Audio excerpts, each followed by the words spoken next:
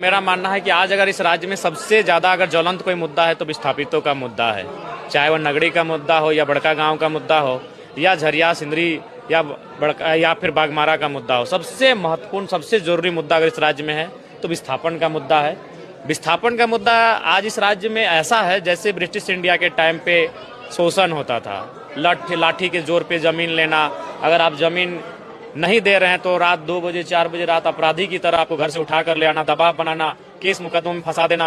अब तो प्रेम महतो के घटना को पूरा देश जानता है कि किस प्रकार से एक विस्थापित नौजवान जो अप्रेंटिस करने के बाद जमीन के बदले नौकरी की मांग को लेकर धरने पर बैठा था और सीधे कपार पर निशाना लगाकर गोली मारा, विश्वासी अपने गोली मारा। तो इससे बड़ा दुर्भाग्य और इस राज्य का क्या हो सकता है। इसीलिए मेरा मानना है सबसे ज्वलंत मुद्दा विस्थापितों का मुद्दा है, उसका निराकरण कम से कम करना चाहिए। और बिल्कुल केवल ये लोग विभागीय कार्रवाई का आश्वासन देते हैं लेकिन धरातल पर कुछ नहीं होता है। पिछले सत्र में ही माननीय मंत्री दीपक बिरुवा जी ने कहा था 90 दिनों के अंदर विस्थापन आयोग का गठन कर लिया जाएगा और जो विस्थापित समस्याएं हैं उनका निराकरण किया जाएगा, लेकिन अभी तक आयोग का गठन नहीं हो पाया है। ये दुर्भाग्य और चिंता का विषय है।